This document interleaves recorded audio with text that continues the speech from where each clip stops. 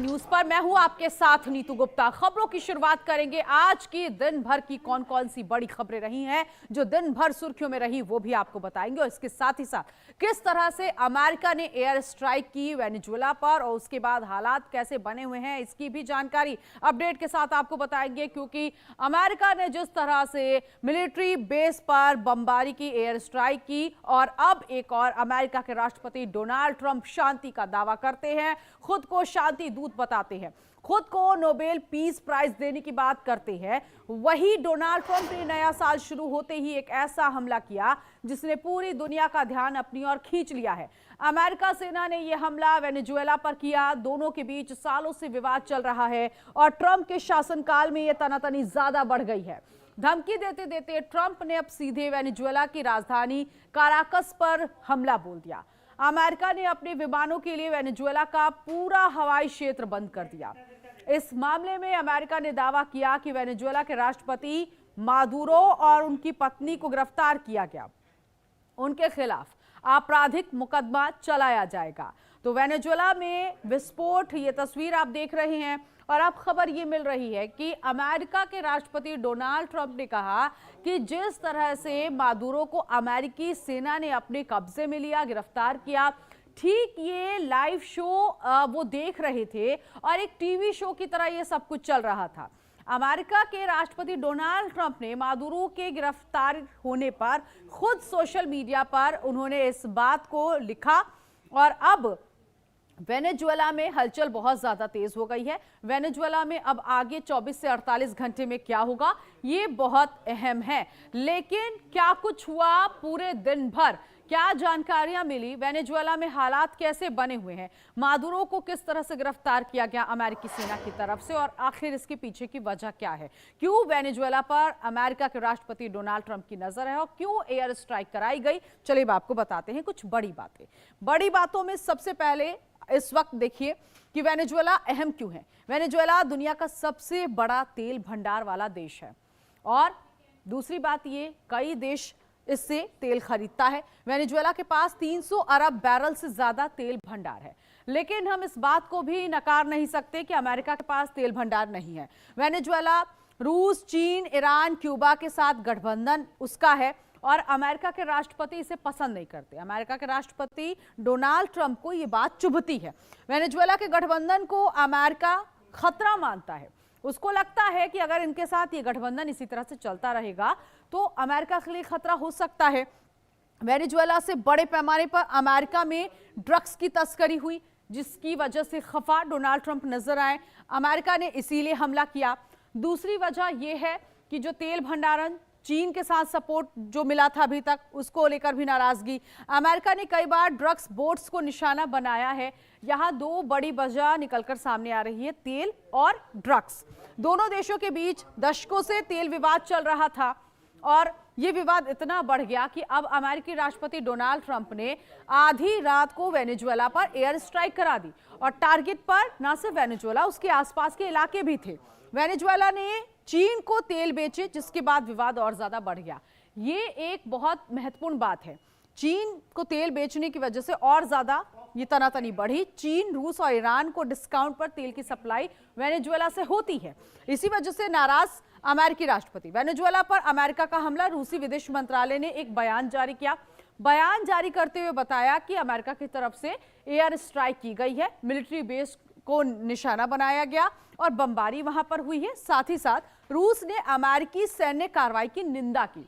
रूस ने कहा कि यह गैर कानूनी है। रूस हालांकि अब तो वेनेजुएला के सपोर्ट में नहीं आ रहा, दूरी बनाते हुए दिखाई दे रहा है, लेकिन उसने इस एयर स्ट्राइक की निंदा की है और वेनेजुएला पर अमेरिका ने जिस तरह से हमला किया। आपको एक चीज और बता देते हैं, यहां पर बहुत इंपॉर्टेंट है। वेनेजुएला की संप्रभुता पर हमला हुआ, रूस की तरफ से ये स्टेटमेंट आया है। और ये इंपॉर्टेंट बात यह है कि अमेरिका के पास भी तेल भंडार है, लेकिन अमेरिका चाहता है, क्योंकि दक्षिण अमेरिका में वेनेजुएला देश है और यहां से सस्ते दामों में तेल खरीदा जाएगा। और इसके साथ ही साथ जो अमेरिका का तेल है वो मीठा तेल होता है, वो तेल हल्का होता है जो गैसोलीन में इस्तेमाल होता है। लेकिन वेनेजुएला के पास जो तेल भंडार है उससे डीजल का उत्पादन होता है, उससे जितने भी भारी उपकरण हैं उसमें ईंधन का काम वो तेल करता है। वो भारी तेल होता है, खट्टा तेल होता है वेनेजुएला का। इसीलिए खासियत है वेनेजुएला की तेल की, और चारों तरफ इसकी चर्चा होती है। दूसरे देश भी चाहते हैं कि वेनेजुएला से ही तेल खरीदा जाए। इस वक्त जो हालात बने हुए हैं वेनेजुएला में, वेनेजुएला के जो राष्ट्रपति हैं मादुरो, जिनको अमेरिकी सेना ने अपने कब्जे में ले लिया है, गिरफ्तार कर लिया है। अब इंतजार किस बात का? इंतजार इस बात का किया जा रहा है कि अमेरिका के राष्ट्रपति डोनाल्ड ट्रंप जब प्रेस कॉन्फ्रेंस करेंगे तो देखना यही है कि वेनेजुएला पर जो एयर स्ट्राइक की गई उसके बाद डोनाल्ड ट्रंप क्या कहते हैं। इस पर नजर बनी है, जो भी अपडेट होगा आप तक पहुंचाएंगे। अब आगे बढ़ेंगे, बात करेंगे छत्तीसगढ़ की। छत्तीसगढ़ में सुरक्षा बलों को बड़ी कामयाबी हासिल हुई है। बस्तर रेंज में नक्सल विरोधी अभियानों के दौरान सुरक्षा बलों ने कुल 14 नक्सलियों के शव बरामद किए हैं। बताया जा रहा है कि बीजापुर और सुकमा के दक्षिणी क्षेत्र में सशस्त्र माओवादियों की मौजूदगी की पुख्ता सूचना के आधार पर सुरक्षा बलों ने सर्च ऑपरेशन चलाया। अभियान के तहत दक्षिण बस्तर क्षेत्र में डीआरजी की टीमें रवाना की गई थी। ऑपरेशन के दौरान चलाए गए सर्च ऑपरेशन में मुठभेड़ स्थलों से 14 माओवादियों के शव बरामद किए गए हैं।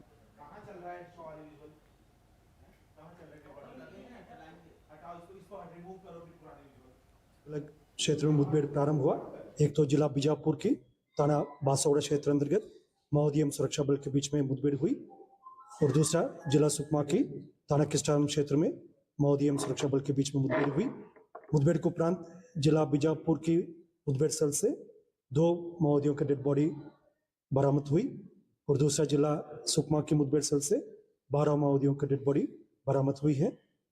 मुठभेड़ स्थलों में AK-47, SLR, इंसास एवं अन्य आर्म्स अम्युनिशन भी काफी बड़ी मात्रा में बरामद की गई। अभी भी इलाका में लगातार डीआरजी और अन्य केंद्रीय अर्धसैनिक बल द्वारा सर्चिंग प्रारंभ करके रखा है। जैसा सर्चिंग पूर्ण होने के पश्चात फिर संपूर्ण डिटेल। तो आपने आईजी को यहां पर सुना कि किस तरह से नक्सलवाद का खात्मा करने के लिए ये ऑपरेशन लगातार चलाया जा रहा है। आपको गृह मंत्री अमित शाह का वो अल्टीमेटम भी याद होगा, जिस अल्टीमेटम के तहत गृह मंत्री अमित शाह ने कहा था कि 31 मार्च 2026 तक छत्तीसगढ़ से नक्सलवाद का सफाया हो जाएगा। अब इसी कड़ी में लगातार नक्सलियों के साथ मुठभेड़ हो रही है। कई नक्सली जिन्होंने सरेंडर किया है मुख्य धारा में आए हैं। नक्सलवाद पर नकेल कसने की तैयारी पहले ही हो चुकी है। छत्तीसगढ़ में सुरक्षा बलों का यह ऑपरेशन लगातार जारी है। इस ऑपरेशन के तहत कई नक्सली ढेर हो चुके, कई नक्सलियों ने नक्सलवाद का रास्ता छोड़ दिया है, आम जिंदगी जीने के लिए तैयार हो गए हैं। फिलहाल अब जो मुठभेड़ हुई है बस्तर में, बस्तर रेंज में नक्सल विरोधी अभियान चला, जिसके तहत 14 माओवादियों के शव बरामद हुए हैं। इनके पास से भारी मात्रा में हथियार की बरामदगी हुई है, और लगातार सुरक्षा बल अभी भी छिपे हुए नक्सली जो हैं उनको ढूंढने का काम कर रहे हैं। बीजापुर और सुकमा में ऑपरेशन चलाया गया। ये वो तमाम जिले हैं छत्तीसगढ़ के जो नक्सल प्रभावित जिले हैं। यहाँ नक्सलियों का मूवमेंट बहुत ज्यादा होता है। ऐसे में इन नक्सलियों के साथ हर दूसरे तीसरे दिन मुठभेड़ की खबर सामने आ रही है। अब एक बार फिर से बस्तर रेंज से माओवादियों का शव बरामद हुआ। 14 बताए जा रहे हैं। सुरक्षा बलों ने 14 नक्सलियों के शव बरामद किए हैं, और लगातार ये ऑपरेशन जारी है। ये ऑपरेशन तब तक जारी रहेगा जब तक पूरी तरह से नक्सलवाद का सफाया नहीं हो जाता। और सबसे बड़ी डेट जो है 31 मार्च 2026, जिसको लेकर गृह मंत्री ने कहा कि इस डेट तक नक्सलवाद जो है खत्म होगा छत्तीसगढ़ से। इसी कड़ी में इस ऑपरेशन को और ज्यादा तेज कर दिया गया है, क्योंकि समय बहुत कम है। ऐसे में जितने भी नक्सली हैं उनसे कहा जा रहा है या तो नक्सलवाद का रास्ता छोड़ दीजिए, या तो फिर ढेर होंगे आप। और देखिए कई ऐसे बड़े नक्सली जिनका इस साल खात्मा हुआ, हिडमा आपको याद होगा, अभी हाल फिलहाल में ही मुठभेड़ में हिडमा का खात्मा हो गया, जिसके बाद उसका संगठन कमजोर हो चुका है। तो कुल मिलाकर छत्तीसगढ़ में सुरक्षा बलों की तरफ से लगातार ये ऑपरेशन चलाया जा रहा है।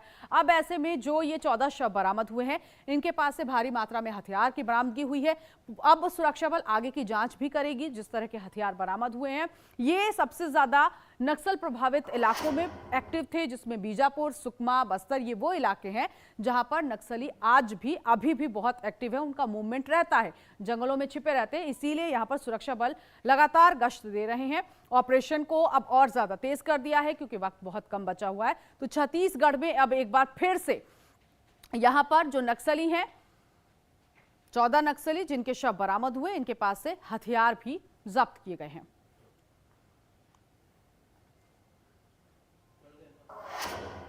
और यहां रुकेंगे एक छोटे से ब्रेक के लिए, फौरन हाजिर होंगे कुछ और खबरों के साथ।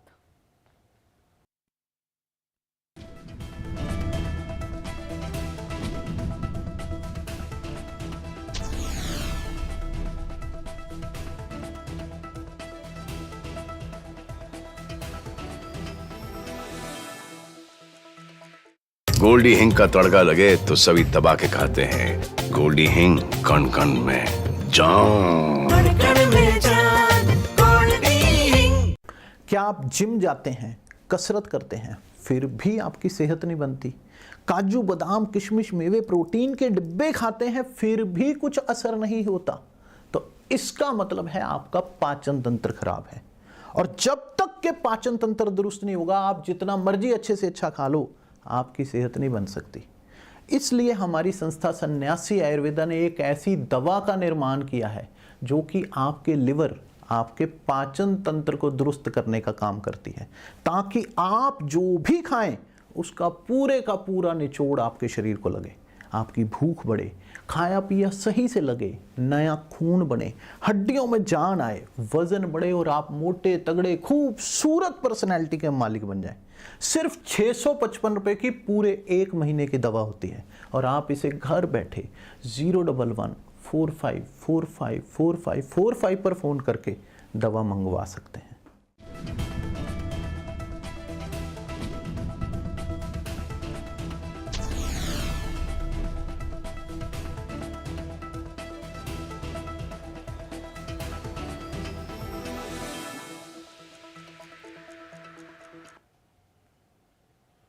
ब्रेक के बाद आगे बढ़ेंगे। अब बात करेंगे चीन की। चीन युद्ध के लिए ऐसे सैनिक तैयार करने की दिशा में बढ़ रहा है जिन्हें आम सैनिकों की तुलना में कहीं ज्यादा ताकतवर और घातक बनाया जा सकता है। इन्हें सुपर सोल्जर कहा जा रहा है। सुरक्षा और खुफिया मामलों के जानकारों का दावा है कि राष्ट्रपति शी जिनपिंग के नेतृत्व में चीन दर्जनों गुप्त प्रयोगशालाओं में जेनेटिक तकनीक के जरिए इस तरह के सुपर सोल्जर विकसित करने की कोशिशों में लगा हुआ है। रिपोर्ट के मुताबिक चीन का लक्ष्य 2049 तक अपनी सेना को दुनिया की सबसे ताकतवर सेना बनाना है। इसमें जैव प्रौद्योगिकी की बड़ी भूमिका होगी। चेतावनी दी गई है कि भविष्य में ड्रोन युद्ध भी फीका लग सकता है अगर जेनेटिक रूप से बदले हुए सैनिकों का इस्तेमाल किया गया। जानकारों की माने तो इन सैनिकों के डीएनए में ऐसा बदलाव किया जा सकता है जिससे वो बेहद गर्म रेगिस्तानों, कड़ाके की ठंड, बर्फीले पानी, यहां तक कि रेडिएशन वाले इलाकों में भी लंबे समय तक लड़ सकते हैं।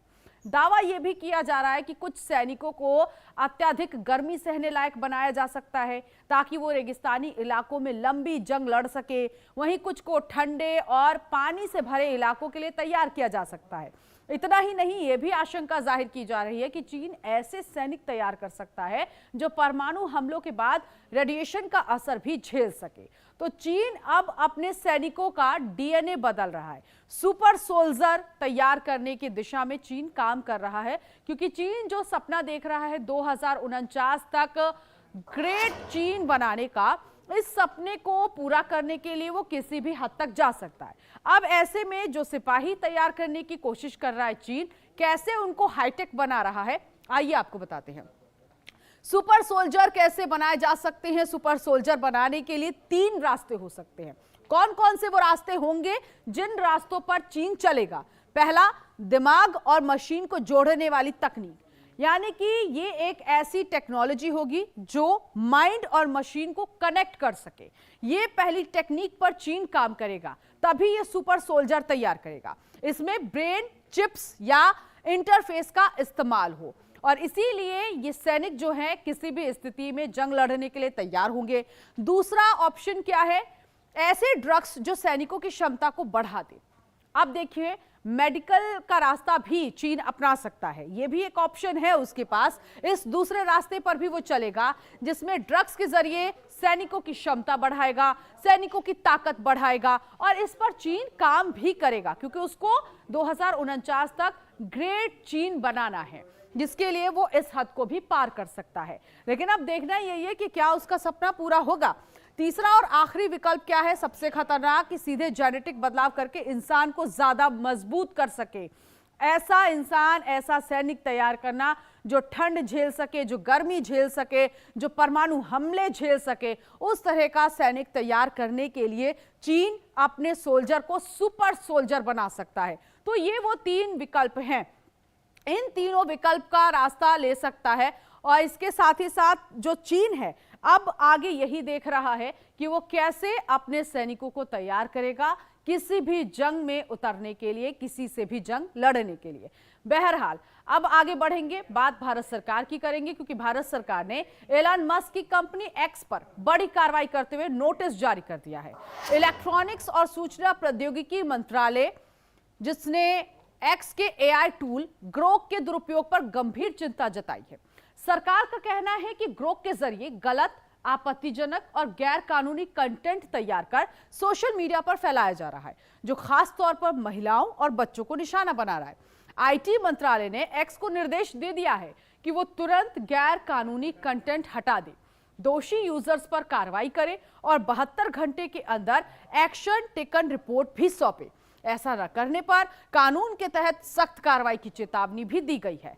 तो ग्रोक, जिसका इस्तेमाल लगभग अब लोग कर रहे हैं, ये एक तरह से एआई सॉफ्टवेयर है। ग्रोक के जरिए आप किसी के बारे में भी ज्यादा से ज्यादा जानकारी आसान तरीके से निकाल सकते हैं। जिस तरह से आप चैट जीपीटी का इस्तेमाल करते हैं, ठीक ग्रोक का भी इस्तेमाल आप कर सकते हैं। लेकिन इस ग्रोक पर अब आरोप लग रहा है कि ये अश्लील तस्वीरें बना रहा है लोगों का, खासतौर पर महिलाओं का, बच्चों का। और ये जो एआई टूल है अब ये गलत दिशा में चल रहा है, इसीलिए कार्रवाई करने की बात भारत सरकार की तरफ से कही गई है कि एलन मस्क इस पर ध्यान दे। और यहां रुकेंगे छोटे से ब्रेक के लिए, फौरन हाजिर होंगे कुछ और खबरों के साथ।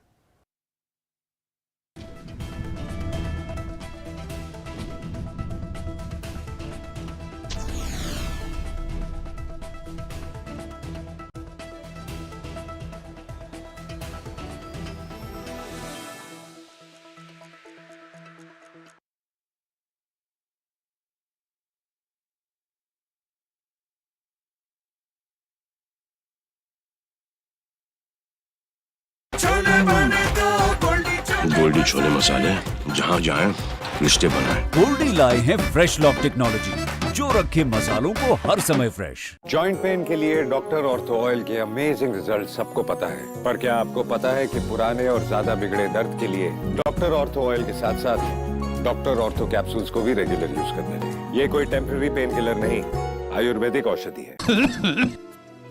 मुल्तानी घोका कॉफ सिरप, इसके तुलसी जैसे गुणकारी तत्व तुरंत असर दिखाएं और खांसी को कहें गुड बाय। मुल्तानी घोका कॉफ सिरप।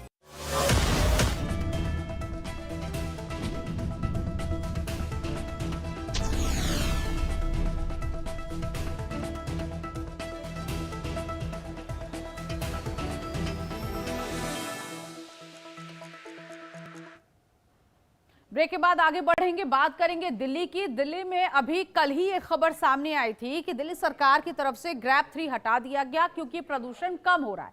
लेकिन इस वक्त जो खबर मिल रही है उसे सुनना बहुत जरूरी है, समझना बहुत जरूरी है। दिल्ली में प्रदूषण और कोहरे से राहत अभी नहीं मिली है। एयर क्वालिटी इंडेक्स खराब श्रेणी में बना हुआ है। आज का एयर क्वालिटी इंडेक्स भले ही 228 बताया गया है, लेकिन ये 228 वाला एयर क्वालिटी इंडेक्स ये नहीं कह रहा कि वायु प्रदूषण खत्म हो गया है। वायु प्रदूषण अभी भी है, प्रदूषण जो है वो है लेकिन कम है। वायु प्रदूषण और कोहरे की वजह से वाहन चालकों को काफी दिक्कतों का सामना करना पड़ रहा है। वहीं घने कोहरे को लेकर मौसम विभाग ने अलर्ट जारी कर दिया है। इसी के साथ वाहन चालकों से भी वाहन चलाते समय सावधानी बरतने की अपील की गई। मौसम विभाग ने 6 जनवरी तक घने कोहरे को लेकर येलो अलर्ट जारी किया है। घने कोहरे से सावधान रहने के लिए कहा गया है क्योंकि दिल्ली एनसीआर में इस वक्त ठंड बढ़ चुकी है और कोहरे की चादर सुबह और शाम के वक्त बहुत ज्यादा है। ऐसे में विजिबिलिटी ना के बराबर है। अगर आप व्हीकल ड्राइव कर रहे हैं, कार ड्राइव कर रहे हैं, तो आपको सावधानी बरतनी होगी। तो दिल्ली एनसीआर में भले ही एयर क्वालिटी इंडेक्स ये कह रहा है कि 228 तक वायु हो चुका है, पॉल्यूशन कम है, लेकिन पॉल्यूशन खत्म नहीं हुआ। अब ठंड की मार और कोहरे की मार आपको झेलनी पड़ेगी। दिल्ली एनसीआर घने कोहरे से सावधान रहे। दिल्ली एनसीआर के लोगों के लिए खबर है, आप वायु प्रदूषण में अभी भी सुधार नहीं हुआ। सुबह और शाम के वक्त आपको खास ख्याल रखने की जरूरत है, क्योंकि इस वक्त विजिबिलिटी ना के बराबर होती है। एयर क्वालिटी इंडेक्स 228 दर्ज किया गया है। 228 एयर क्वालिटी इंडेक्स होने का मतलब ये नहीं है कि अभी हवा साफ हो गई है। मौसम विभाग ने अलर्ट जारी कर दिया है, लेकिन हाँ, दिल्ली सरकार की तरफ से ग्रैप 3 जो पाबंदियां लगी थी उसे हटा दिया गया। 6 जनवरी तक घने कोहरे को लेकर येलो अलर्ट जारी किया गया है, यानी कि कोहरा होगा। 6 जनवरी तक ठंड रहेगी।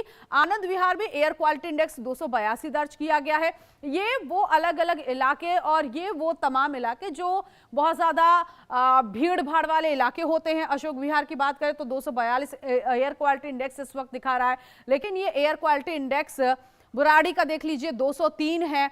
चांदनी चौक में 272 एयर क्वालिटी इंडेक्स, ये आज का वायु गुणवत्ता सूचकांक बता रहा है। द्वारका सेक्टर 8 में 266 वायु गुणवत्ता सूचकांक है, यानी कि एयर क्वालिटी इंडेक्स है। वायु प्रदूषण में अभी भी सुधार हुआ नहीं है। आईटीओ में 218 तक ये लेवल पहुंच गया है। इंडेक्स में ये आंकड़े बता रहा है। जहांगीरपुरी की बात करें तो 309 दर्ज किया गया, और ये 300 200 के ऊपर जितना भी पैमाना आता है वो ये बताता है कि अभी भी एयर क्वालिटी जो है वो सही नहीं है। पॉल्यूशन है अभी भी, हवा जो है वो जहरीली है, क्योंकि 50 से 100 के बीच में अगर एयर क्वालिटी इंडेक्स है तो समझिए कि अब आप साफ हवा में सांस ले रहे हैं। लेकिन जब 100 से ऊपर है तो जाहिर तौर पर हवा अभी भी प्रदूषित है। नरेला की बात कर लेते हैं, 288 एयर क्वालिटी इंडेक्स इस वक्त दिखा रहा है। ओखला फेज की बात की जाए तो 248, लगभग 250 और 300 के बीच में एयर क्वालिटी इंडेक्स आज का है। ये एयर क्वालिटी इंडेक्स जो है उसमें आप ये जरूर थोड़ी सी राहत आपके लिए है कि अब धीरे धीरे ये कम हो रहा है। एयर क्वालिटी इंडेक्स बता रहा है कि अब बहुत जल्द राहत मिलने वाली है, प्रदूषण अब खत्म होने वाला है, लेकिन अभी भी बचाव की जरूरत है। फिलहाल इस बुलेटिन में अभी के लिए बस इतना ही, लेकिन बाकी की तमाम खबरों के लिए आप बने रहिए HNN न्यूज के साथ।